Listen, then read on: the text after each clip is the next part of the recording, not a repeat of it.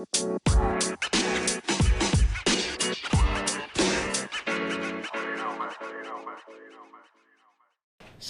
do I have your consent? You have my consent. Ah, wonderful. Consent is a beautiful thing. Consent is a beautiful thing. All right, so Yes. welcome everybody to our latest entry into the Cine-Scoots podcast. It's been a while. Yeah, since we reviewed an actual movie. Yeah, we've been busy. Black Phone? Yeah, Black Phone was the last one. That Yeah. was a little bit less than a month ago, but it's getting up there. Was it that long? Well, because we saw it advance. Yeah, that's and true. We didn't record until... That's true. We didn't record it. It is unjust how fast summer goes by. Yeah. Yeah. Especially when, like, you feel like summer should be longer. Like, I feel like my summers used to be, like, at least 3 months. Yeah. And now I'm lucky if I feel like I'm even getting 2 months. Yes. It's a crime. It's a crime. It's a damn crime. Support your teachers, kids. Exactly. Well, anyway, I am Javier. I'm Thano. And today we are not reviewing the Black Phone. We are reviewing Thor. Thor, Phone, Love and Thunder. Thunder. Or Thor, Love and Phones. Love and Phones. Or Thor, Love and Thunder, as you said. So this we'll talk very broadly about the events of the movie first for a little bit. Where do we start this movie, Thano? Where is our hero? What has happened so far up to now in the MCU? So Thoughts? we're in the thick of Phase 4, right? Yeah, we're tail end of Phase 4. Yeah, last we saw Thor, he was off to go party with the Guardians. Yeah. Things have been happening on Earth. New heroes have been getting coronated. Yes. No, like teams have assembled, but there's been some minor assembling between Shang-Chi and the sorcerers. Yeah. But that's the ground we got for the most part. There's a multiverse. Yeah. Which this film is not too interested in. No, which it's fine. Doesn't need to be. But you could take this film, and minus the fact that it starts with Thor being with the Guardians, I feel like you could take this film and you could stick it almost anywhere in the MCU. Almost anywhere. Yeah. Which is funny, right? So like I feel like this whole phase, and this is very reminiscent to me at least, of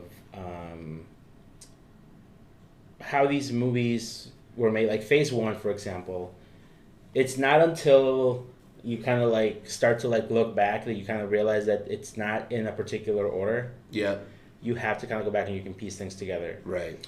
Like for example, like Thor takes place at the exact same time as Iron Man 2. Ah. There's some quote in there where they're like, "Hey, something crash landed in New Mexico. Go check it out." Yeah. And that's Thor's hammer landing in New Mexico, right? Yeah. So like, there's that piecing togetherness. Yeah. Where I feel like if there's any complaint that I have about this movie, about this movie and about MCU in Phase 4, is that I really have no idea chronologically what's taking place where. Yeah. I think the only ones that you can get a pretty solid like answer. Black Widow, which is Black Widow, yes, which is separate. Hawkeye, Yeah, takes place Christmas time. And Spider-Man also takes place around Christmas time. Yes. So like, other than those two, yeah, you're kind of sitting there going, okay, where are the characters at what time?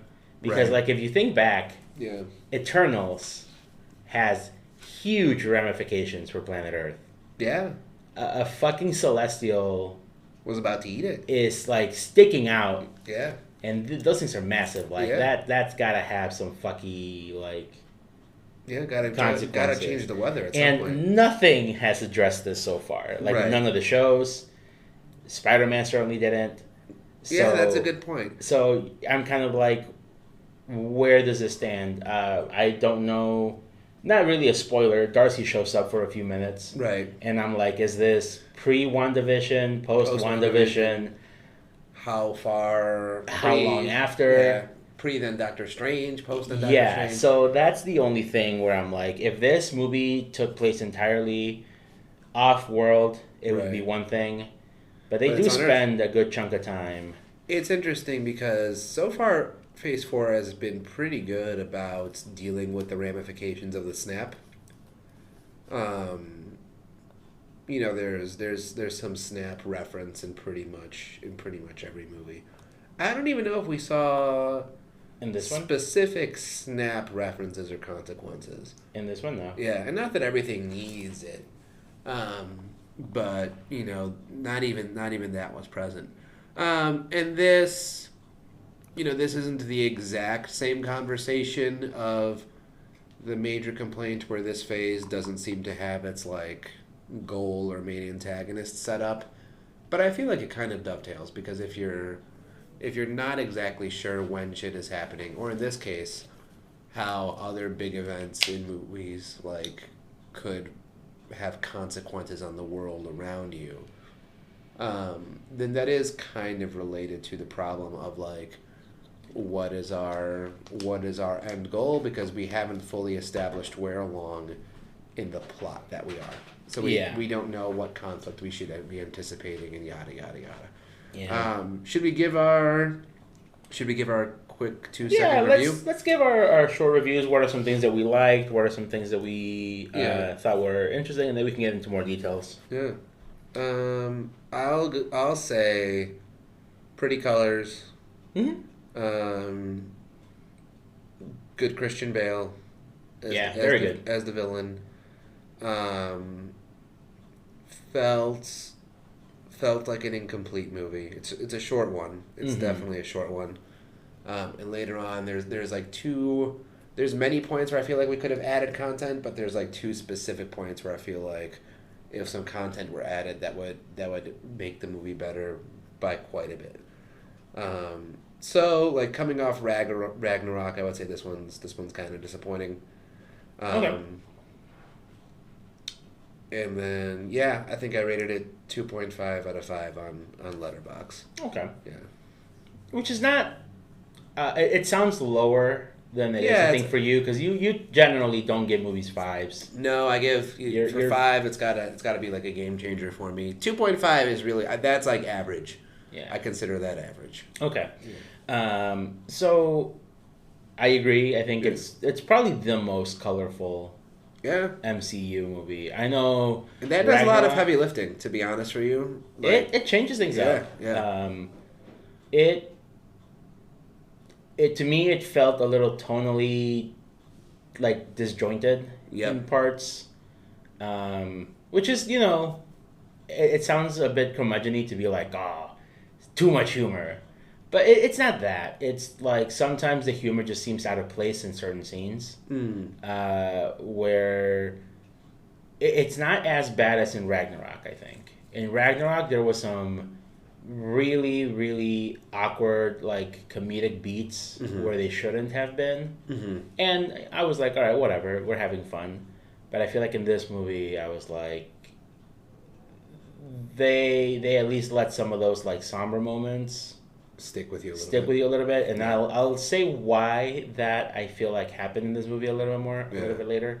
The cast, I think, overall does a good job. I still feel like Chris Hemsworth is at least having fun. Yeah. Which, whether or not you like his himbo Thor, is, one thing or another. I personally don't love himbo Thor. This ties into the description of the movie, but keep going, but I'll bring that up in a bit. Yeah. I really think Gore is a really good villain, but he is underutilized. Yeah. Natalie Portman, great to have her back. I think she did a good job at kind of still being Jane and kind of exaggerating some of the quirkiness of her in the first Thor movie. Because there are some really silly Jane things in the first Thor movies that I feel like kind of are exaggerated in this for okay content, I think. And it does have one of the cooler action sequences in the MCU towards the third act. Black and White Planet? Yeah. For sure. You get a glimpse of it in the trailer. It's this like place where everything is like desaturated, just very black and white.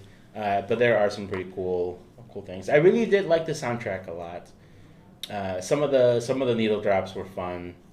The needle drops here's I think my big problem with this movie, and this is a common critique, but it's there really really is a good movie in here, right?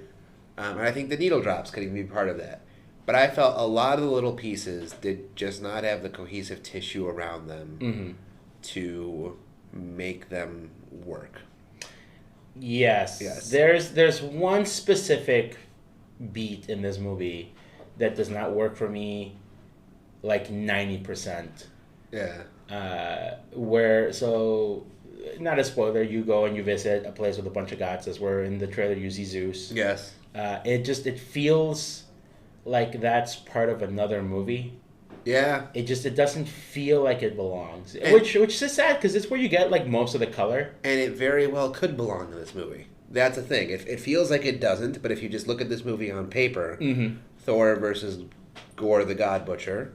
He needs to find gods and that save them from being butchered. Yeah. And so that's kind of the frustration, right? Like there is something to say about like Marvel letting Taika do what he wants. Which, good for them for letting their director do what he wants. Yeah. But at the same time, I feel like this movie could have used a little bit of like oversight. Which is interesting because there's so spoiler warning. Fuck your spoiler warning. Yeah, let's get into it. Right. Again, if you're listening over 10 minutes into a review, be expect some spoilers. You gots to go. Go see it. You gots to go, losers. So it's interesting because there's I won't say that there's been clamoring for like a Taika cut. But people have at least put that out there where it's like this movie feels either unfinished or like very edited. Like it feels like there was more movie that we're just missing. So then was that a Taika decision? Was that a studio decision? I think too soon to tell. I'm not here to put like blame on either party yet. All I'm saying is it does feel very odd that it is very much a Taika movie that feels that it could have been in use of more oversight, and yet the movie is very short and clearly pared down. Yes. So I'm wondering what was pared down, and then who did the paring down. Taika, to his credit, has been a good sport right now. He kind of shut down that like director's cut shit relatively fast. Which I think you kind of have to in the age of the Snyder Cut. Well, then and then I mean, it really could be a problem where the de facto is you get your shitty theatrical release, and then the movie companies take advantage of it by making you see two versions of the same thing.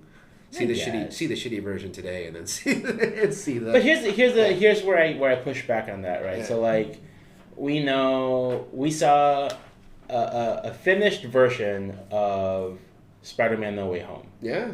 And I think consensus. Great. Fantastic. Great. Right. Yeah. S tier. But they are releasing a longer version in September. Yeah. So like there is room for that. There's room for that. But I think with this movie is Taika, at least from what I remember, like with Ragnarok, that's the movie that he wanted to make. Yep. I feel like if there was going to be like big oversight and things being cut, that you would notice that there would be less Taika in this movie. And I feel like this movie does not. This movie plenty of Taika. Has plenty, and it goes above and beyond. Yeah. But my main issue with this movie is like there are scenes that just feel like they need more context. Yes. And I don't know if it's like a show don't tell situation where a lot of it seems like you are just being told that this guy is bad. And that Thor might be having some sort of crisis, but you don't really see Thor having a crisis. So let me read the description of the movie real quick. Yes, we did. We skipped this. This is where I take umbrage with the film. I think there's two scenes towards the beginning that if you changed nothing else and you just added to these two scenes, you would not have a perfect movie, but I think you would have a significantly better movie. So Thor embarks on a journey unlike anything he's ever faced. Okay. A quest for inner peace. That's where I have a problem.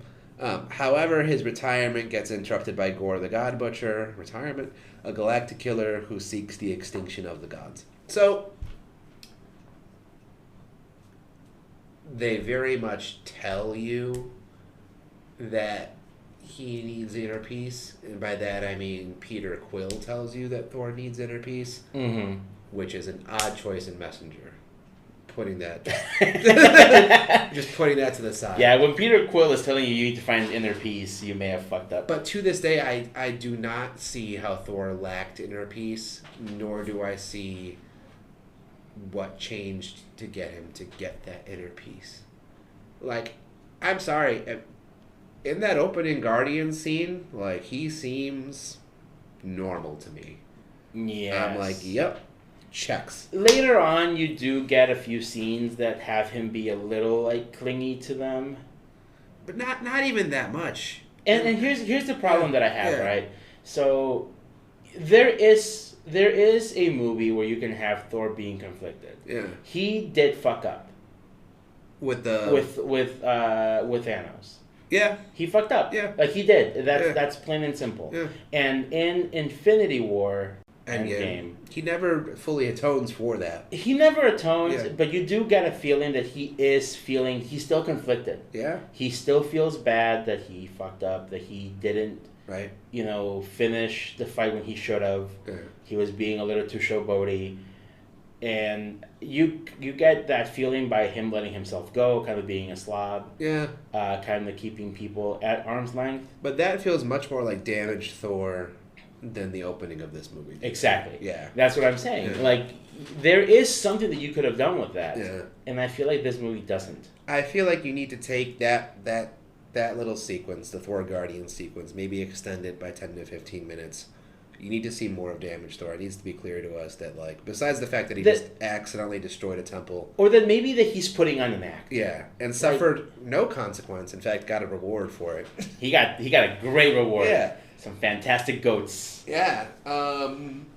It's not, like, tragic when he leaves. No. The Guardians. It almost seems like they don't want him there in the first place. Even the thing with, like, the shot from the trailer where he, like, keeps on staring. Yeah. Like, doesn't seem in place either. No. It's a joke for the sake of a joke. So I leave that scene unsure of what his internal conflict actually is. I'm told that he needs inner peace. I don't see how he needs inner peace. I don't think anything that happens in the movie actually drastically changes his character enough where it seems like he's grown, right? There's like a little bit of an arc, but nothing substantial. So I would change that. I would extend the prologue, introducing Gore a little bit. Particularly, I actually liked the god that he kills. A lot of people have complained that he seems hammy, but to me, seems like an asshole. Of the mythology that I've read, that actually seems like a very, very accurate picture of like what an ancient pagan deity would be like. Yeah. But anyway, I would extend the sequence just a little bit of where he gets the sword and like obtains the curse,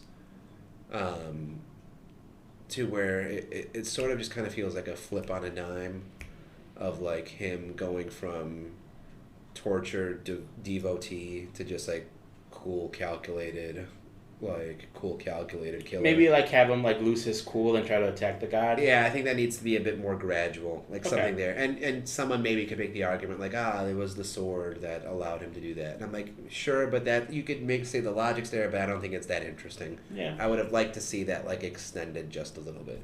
I don't think you have a perfect movie in there, but then I think you at least see more of like an interesting fall for Gore, and you have setup for Thor, which we do not have really in this film. Even if you fix those, I still think like the say that 10 times fast. Omnipotent city. Yeah. Scene still kind of feels like pointless and out of place. And I think if I were to have a third director rewrite, I would have actually Gore arrive there, and attack, and then you can make up some movie logic where that fails, and then he has to go to eternity and get the wish to fulfill what he had done. But those are the three changes that I would make to make this movie not perfect, but better. And I think also, like, as soon as you bring in danger, like lopsided danger, I feel like, to me, it loses a little bit of effect. Now, when you say lopsided danger, what do you mean? I mean the kids. Ah. So for me, a big issue with this movie is the kid subplot. Yeah. Where it's a very easy cop-out to say there's danger ahead. Yeah. When you pin someone against kids, like, there's already like an automatic sense of fear that you don't have to do much. Like, this, where this differs from the Black Phone is Ethan Hawke's character. Yes, he kidnapped the kid. Yes, the kid is the underdog, but also, like, the kid, his presence, Ethan Hawke's presence, the way he plays the character, is very different than the way Gore interacts with the kids. Yeah. Where, like, he doesn't earn, I feel like, the feeling of being scary on his own. Yes. It's, everything is being told to us. Because he doesn't kill anyone really on screen. You don't see him do anything fucked up. But then, like, the kids are automatically scared of him right away. Which I would say one of the cool things that this movie has is the gold blood. Like, just in terms of the visual, just seeing, like, gold blood. But that's only with that god. I thought there was some in Omnipotencity as well. No? The things that they're killing in Omnipotencity are, like, constructs.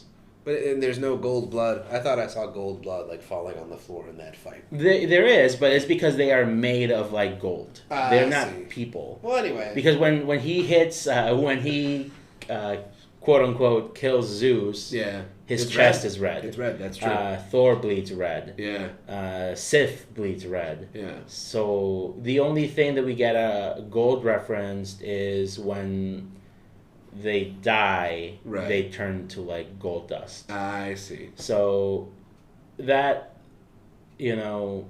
Well, regardless, you could have, if you had Gore attack there, you could have had an opportunity for another cool, colorful visual moment. It would have been really cool. That's what I thought was going to be happening, to kind of show that he means business. Yeah. Maybe kill off a bunch of, you know, low-tier gods, and then having some of the big ones maybe escape. Yeah.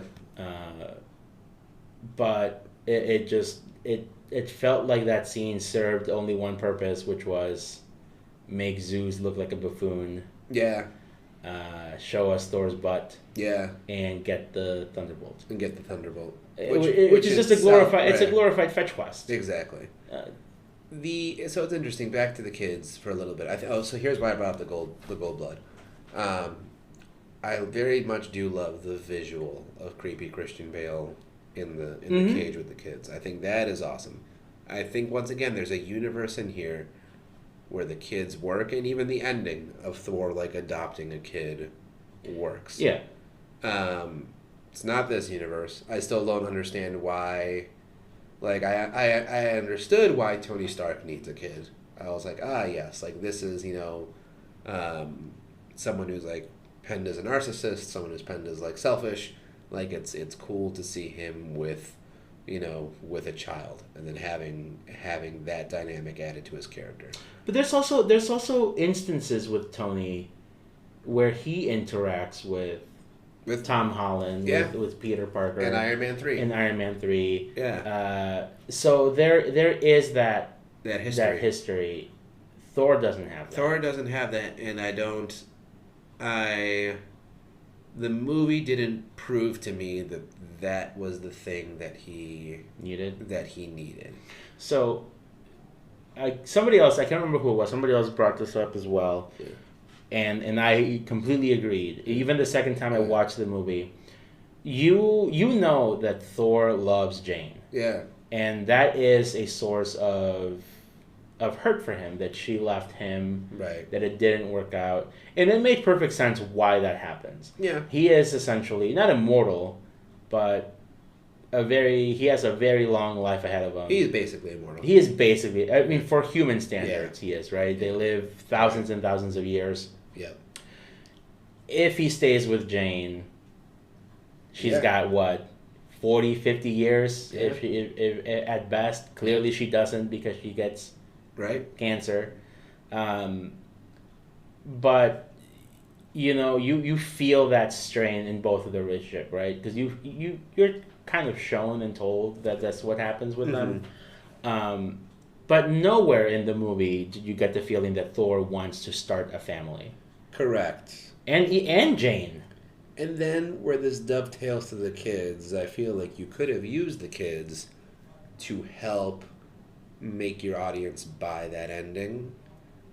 And I think one thing that's absent from the whole kids subplot is that up until that final fight, they don't do anything. They don't try to escape. Right. They don't feel like they're in actual danger. Yeah. That's what I'm saying. That was my point, right? It felt almost like I was kind of being like, well, kids in danger in Black Phone works, kids in danger in this doesn't work. But it's also the fact that in the Black Phone you feel like something could happen. And the kid's doing something. And the kid's doing something. You know that other kids have died. Right. He doesn't kill a single kid. He doesn't hurt a single kid. Which is a Disney movie, so I don't want I don't need him to. No, but if you're gonna use if you're gonna use the plot that the kids are in danger, you need to make me feel like the kids are in danger. And while I did enjoy those scenes where Thor communicates with Heimdall's son through the magic eyes.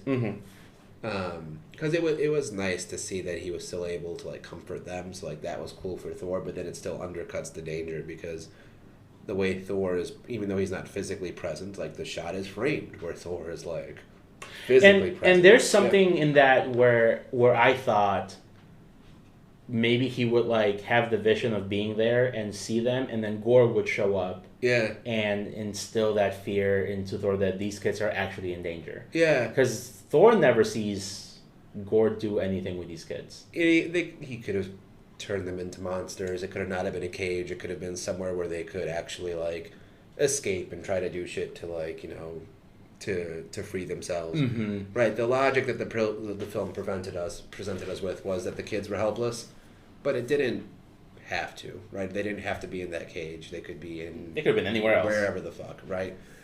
They could have been in that weird tent place where they find Gore's plans, which came out of nowhere. They could have been in Eternity, and maybe Gore is just trying to figure out how to open the door. Yeah. That you could have done many things to make the situation different. The way the situation was presented just wasn't interesting or fulfilling. And also, one of the things that I found interesting, you mentioned this of maybe having the kid subplot fuel that, not desire, but that fulfillment at the end.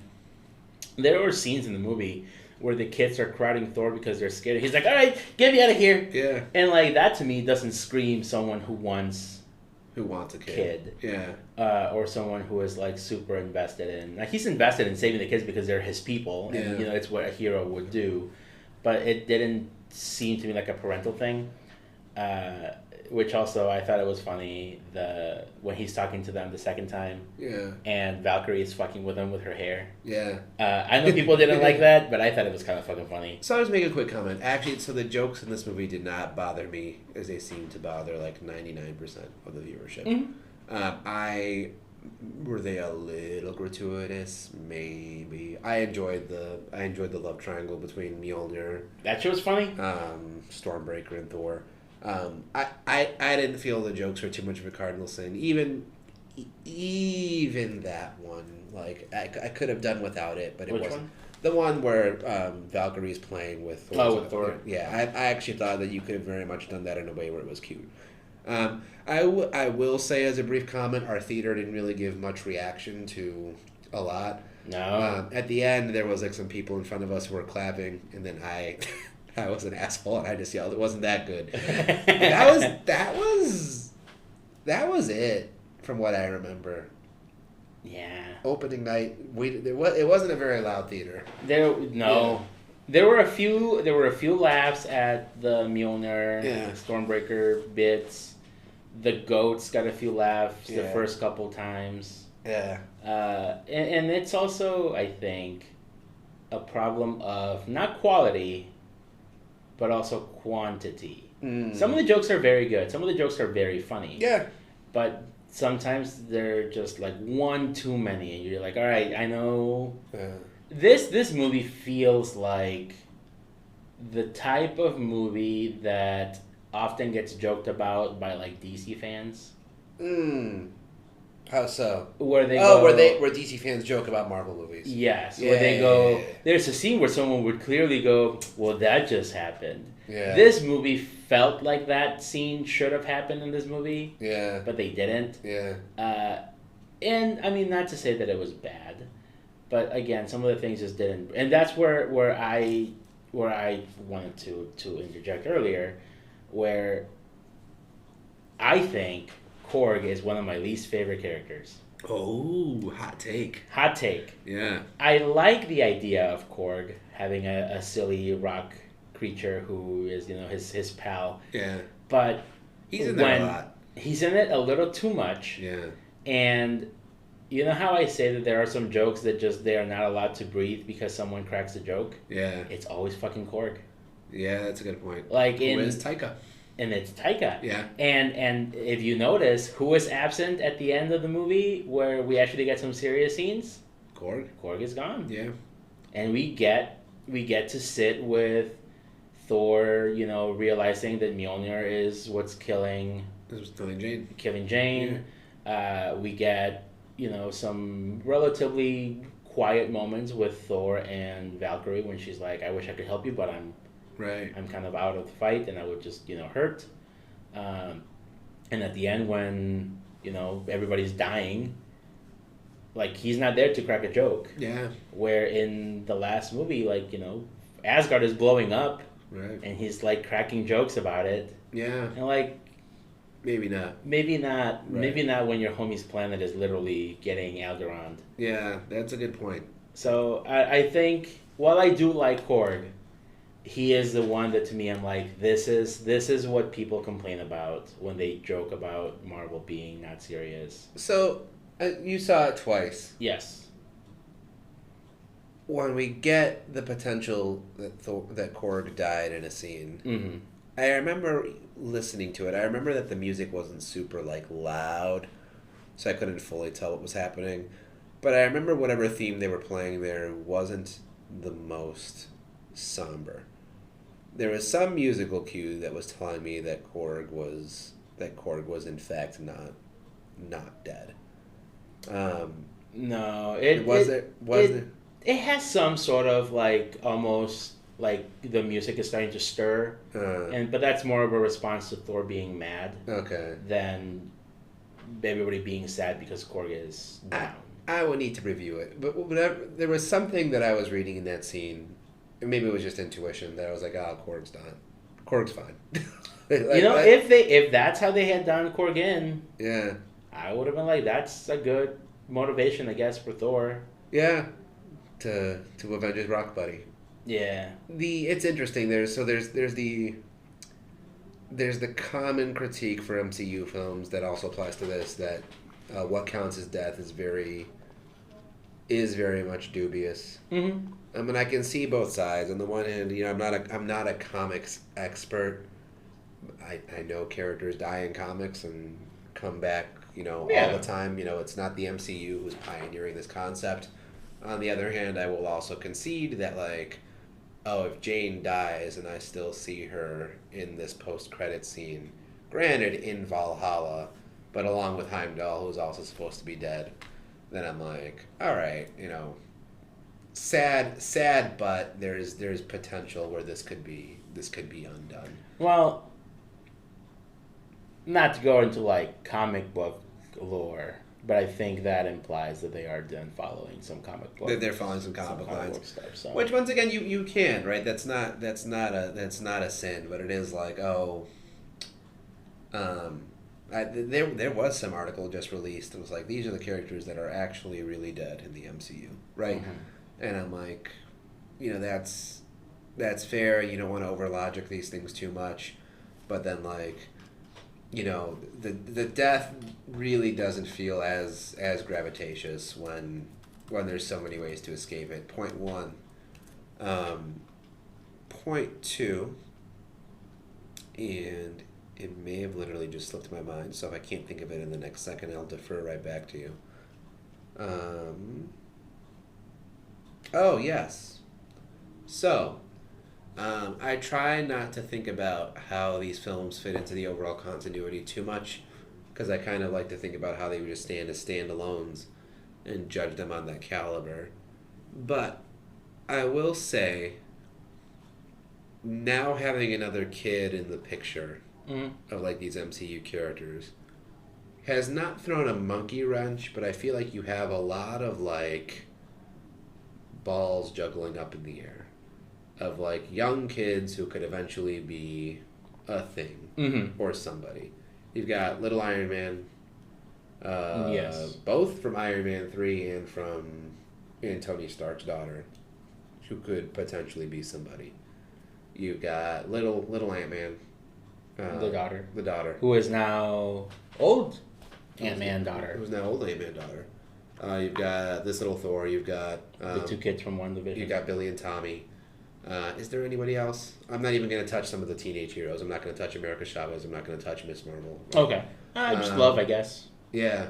So, I mean, I feel like that's, once again, it's not a problem yet, but I'm looking at another, like, little kid in this mix, and I'm like, that's a lot of, like... Yeah. that's a lot of eggs in baskets that you're setting up. Yeah, and then you also run the risk of, like... Kids in like small scenes are usually okay. Yeah. But then when you start to have them do more range stuff, right, you can suffer. Yeah. So I mean, it's not saying that they're bad necessarily, but it'd be harder also to get an audience to be invested in it. And it's different because Spider-Man No Way Home was regarded as and feels much more like a bit of a reboot, where he can now be fresh Peter Parker, fresh Spider-Man, right? Whereas this does just feel like another installment in the Thor saga, which is not bad in and of itself, and there's still the question of like, well, he is a god, they do live longer, right? Like, what do you do with this character who's not human, so, he can be around for much longer. And I look at this film and I'm like, I am curious because this film has not presented itself as the Thor storyline ending anytime soon. Yeah. But I also look at it, I'm like, all right, how much more can you take this character by himself? Yeah. I think Iron Man was right to end it after 3 and then just have him serve as as a legacy role, and then in ensemble pieces. But I don't know how many more like Thor solo movies. I mean, they're definitely going to be pushing for 5. Yeah. Because Hercules, which I'm okay with. Yeah. I thought, as far as the character look, very great. He's from Ted Lasso, which I have not seen. I've not seen. Yeah. I've heard good things. Yeah. I've heard people like this guy, so it's what it is. Yeah. As a Greek man, what were your thoughts on Russell Crowe? I went back and forth as to whether I thought it sounded real or not. I have heard that Russell Crowe is Australian, correct? Yes. It very much sounds like the Greek Australian accent. So I'm like, all right, if that's fair, like if that's what it is, that's fair. There's a sizable Greek population in Melbourne. It's to the extent where it's like 25%. Jesus. Yeah. I'm gonna look that up real quick. Y'all are taking over. Yeah. I didn't love him. I didn't hate him. I just thought it was a funny take. Like I said, anything in Omnipotent City, I was just kind of like, eh. Yeah. I really did like the main supporting cast. Pause real quick. Someone fucking lied to me. The Greek population of Melbourne is 3.87%. Wow. Nowhere Thano near. believing fake news. Nowhere near 25%. Still, that's like I don't think Astoria is even anywhere that high, but who knows? Anyway, continue. Big lie. Yeah. The big lie. This is the big lie. Yeah. I did like the main like supporting cast, right? Natalie Portman, her interaction with Jane. Greeks make up 10.1% of Astoria's body.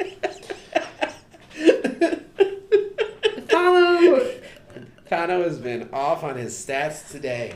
The Greek population would shed tears. Have the confidence of an overprivileged white man, ladies and gentlemen. You can say anything. Continue.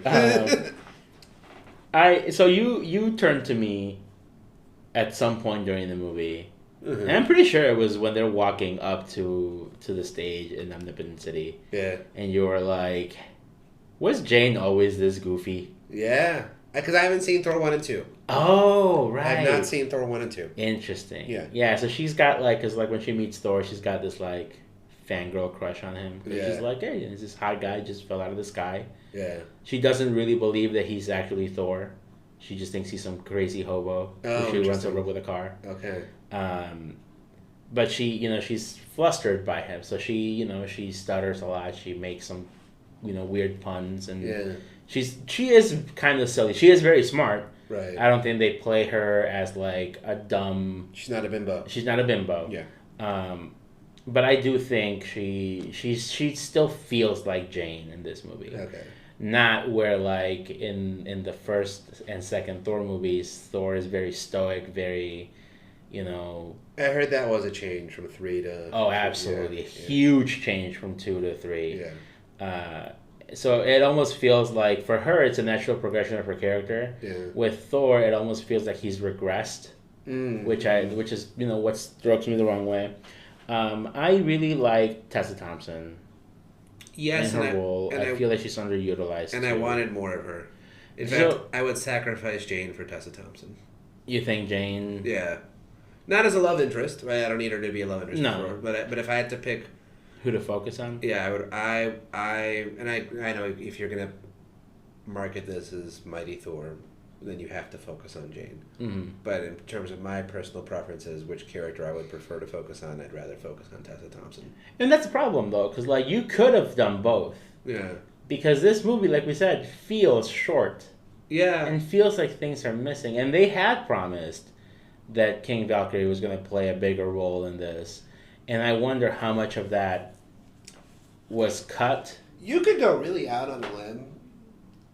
And you could potentially do a... This comes up to another thing I said to you in the theater.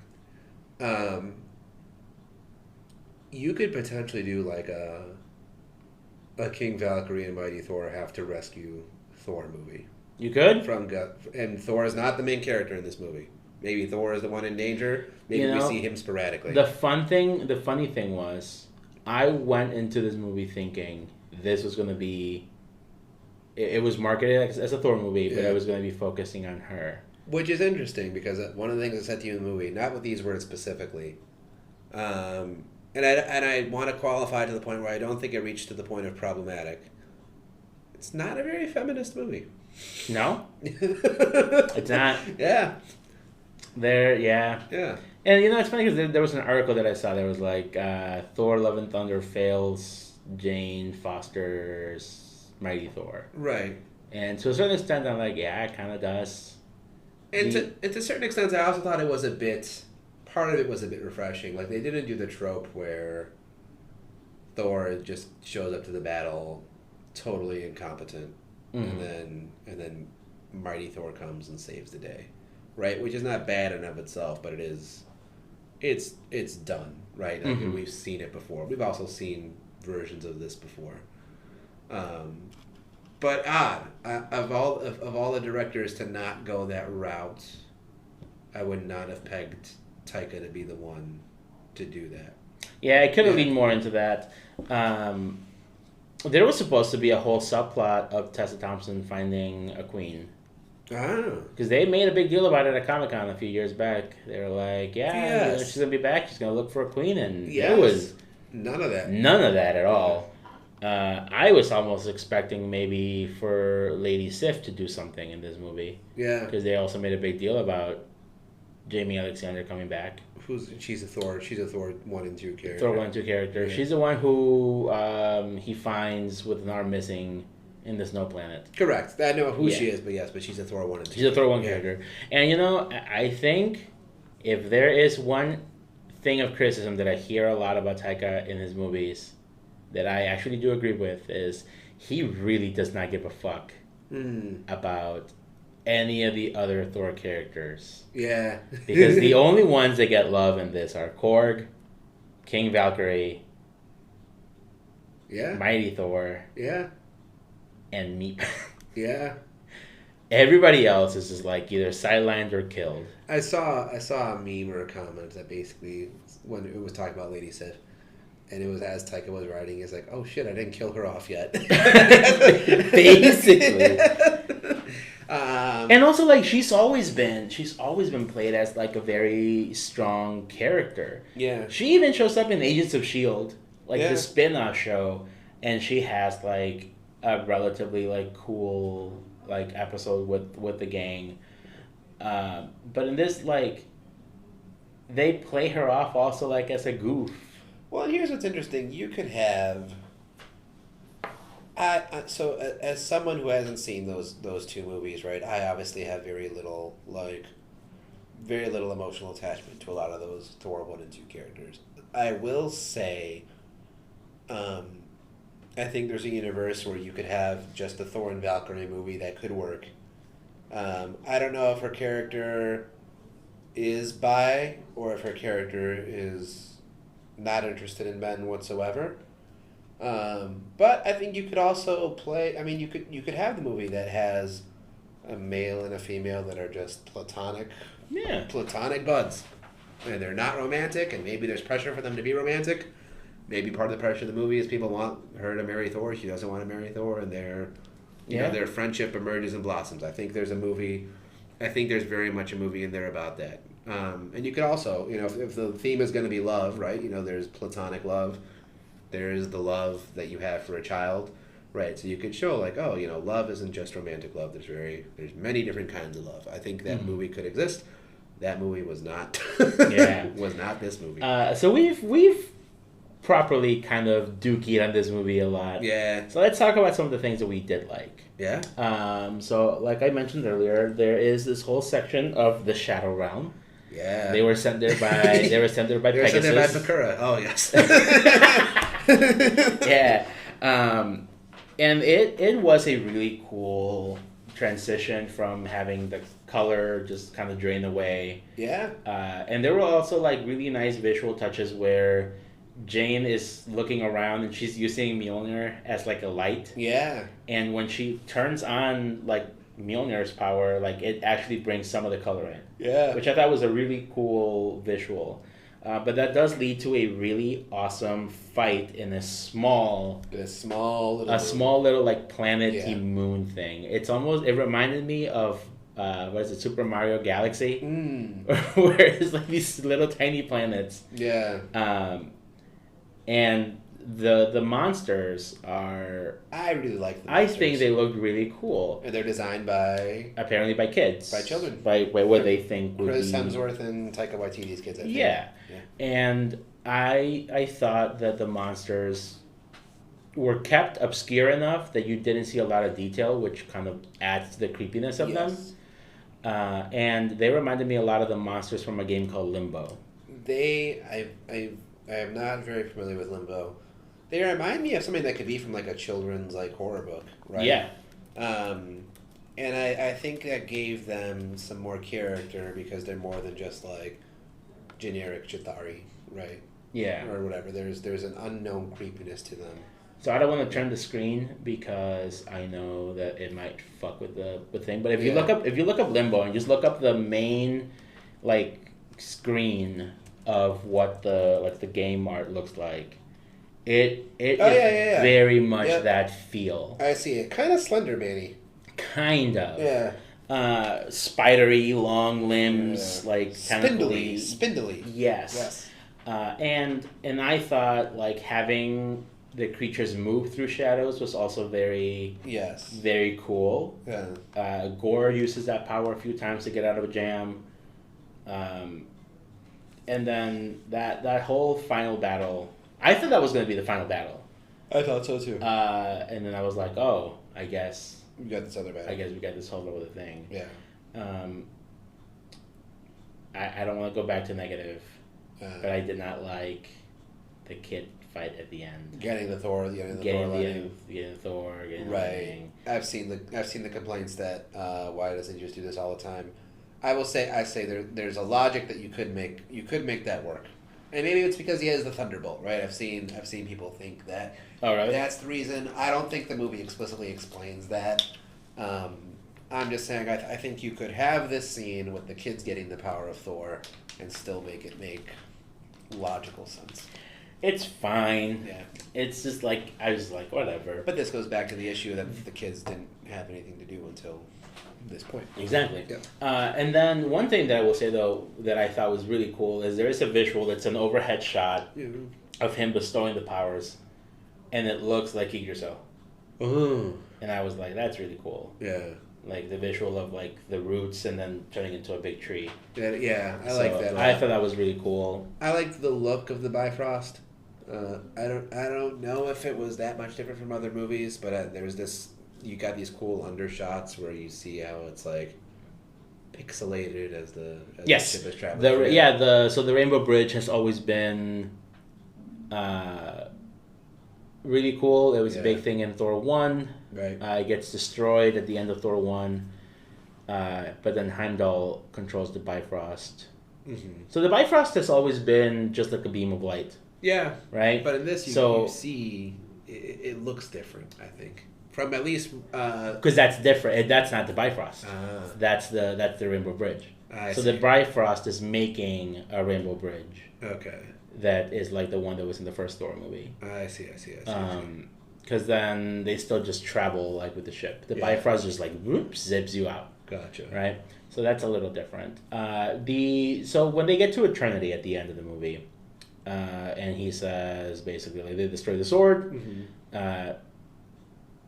One of the things that I heard a lot of people kind of be confused about is they think that Gore is being corrupted by the sword, that he's being controlled similarly to how Wanda was kind of being not controlled but like manipulated, or how Loki controlled Hawkeye, or how exactly right. So it's not that, like, if the way that I read it at least was the sword is like, hey, you want to do this shit, I want to kill. I want to kill the gods. Let's basically work together. Yeah. But I curse you by bestowing you with my power. Yeah. Right. That's how I took it. Some people were like, "Oh no, he's being corrupted, and the sword is gone. Ho ho, he's not corrupted anymore."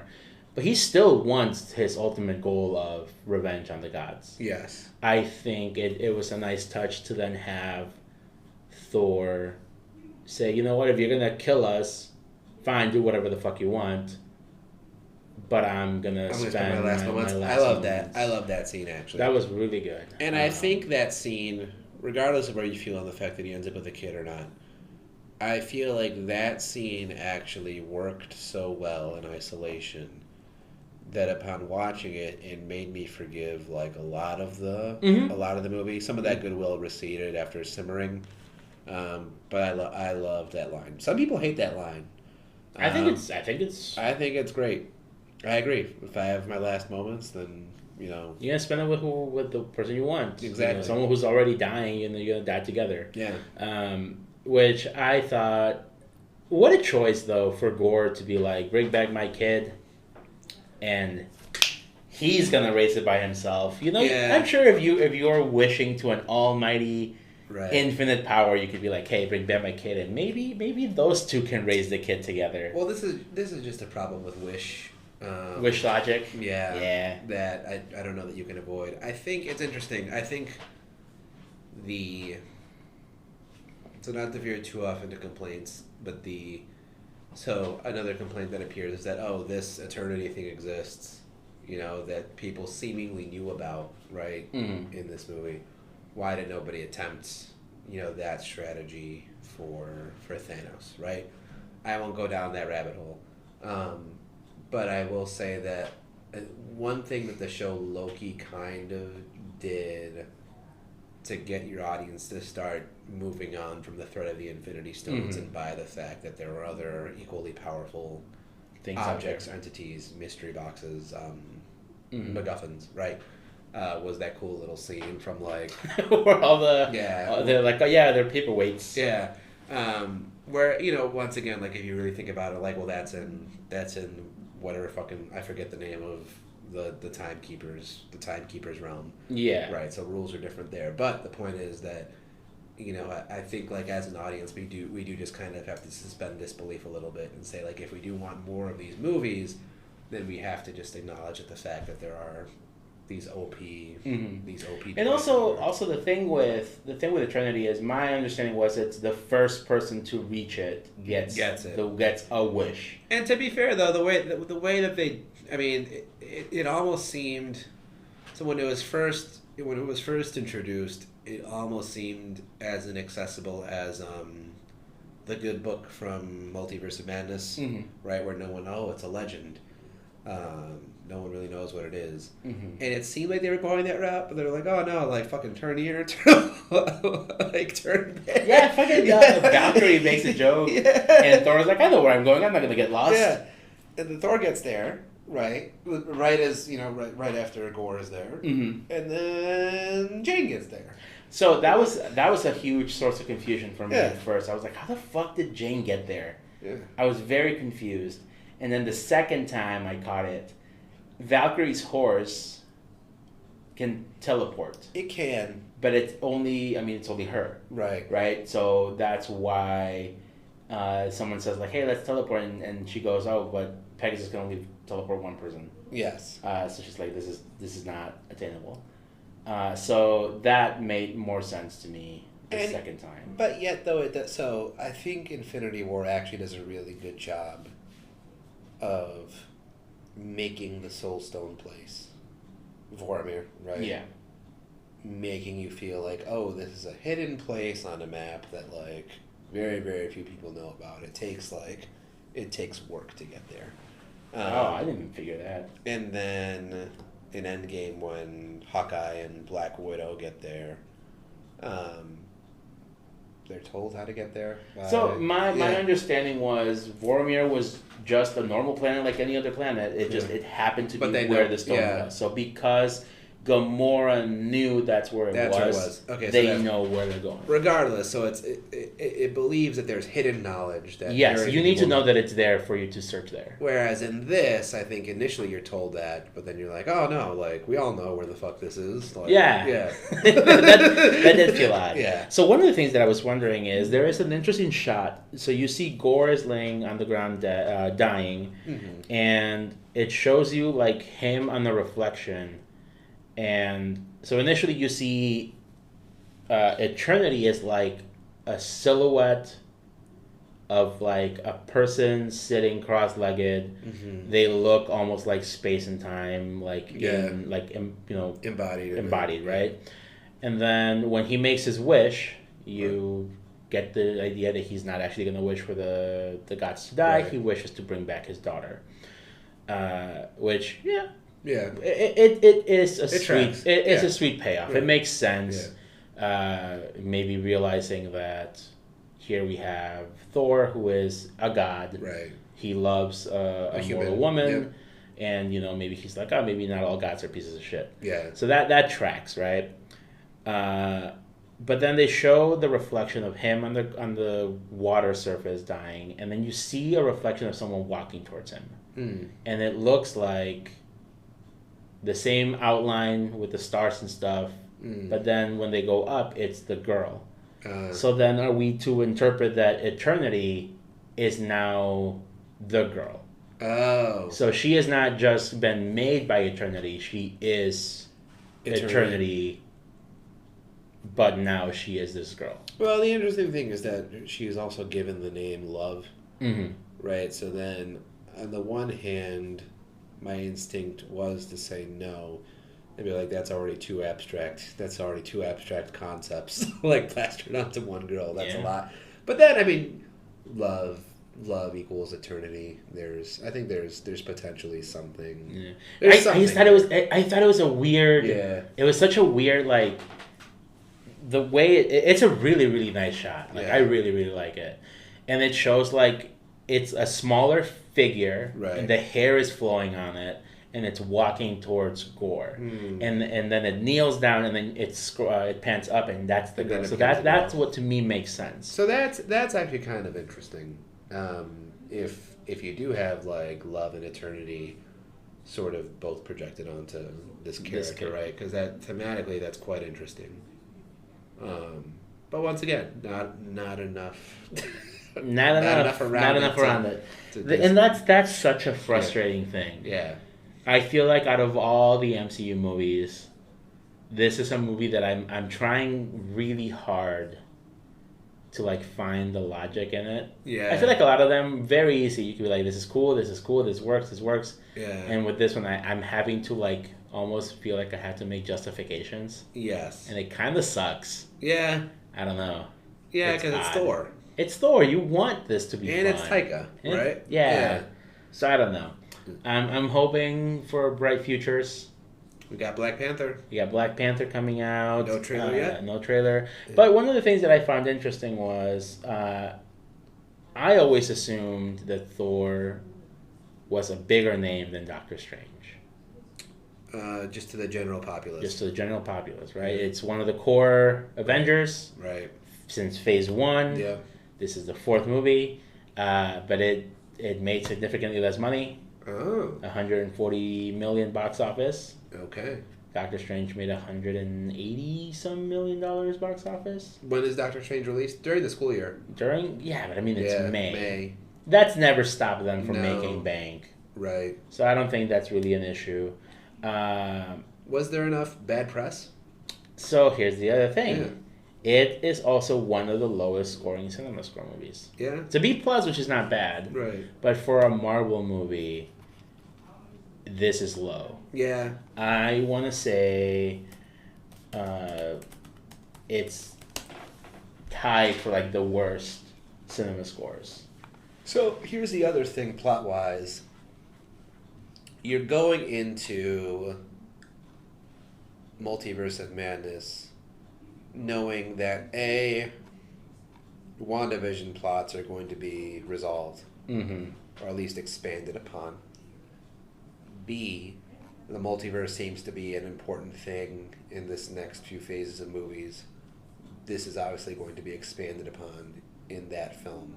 Mm-hmm. So there's that plot anticipation to go see it right away. There's not as much mystery and intrigue surrounding this Thor movie, I feel like. Yeah, like, I mean, you've got Mighty Thor, so you're like, what's up with that? There's a few things that I feel like it has going for it, though. It's got Mighty Thor, it's got the Guardians. People love the Guardians. People like Taika. Yeah. And people generally like Thor. So that's where I'm like, I guess maybe there's more. Yeah. But it's also the fact that when people went to see it, right, the cinema score being a B+, tells me they're not, like, telling people, like, hey, you gotta go watch this like this weekend. You gotta go watch it now. Whereas we stand for Multiverse of Madness. Yeah. You can hear it on this podcast. We do.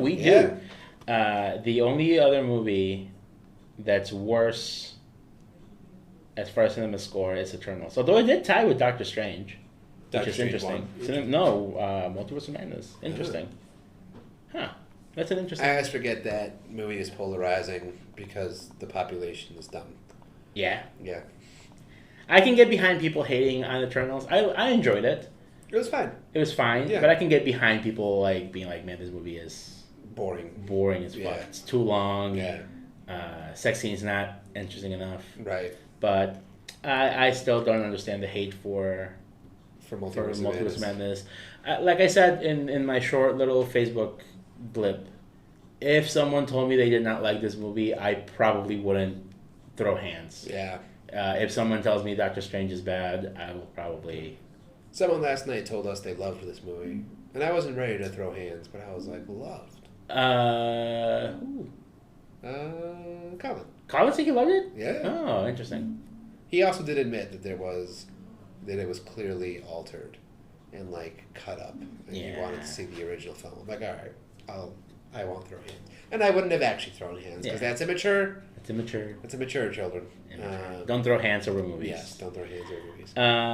So I think it's probably our most negative review of a franchise movie that we feel like we would normally enjoy. Yeah. We were more positive about Jurassic World. Because that one, you know what you're getting. You know what you're getting. Yes. I think that's also a thing of expectations. Yeah. And here's the other thing. Here's my one caveat with this movie before we can wrap up if you want.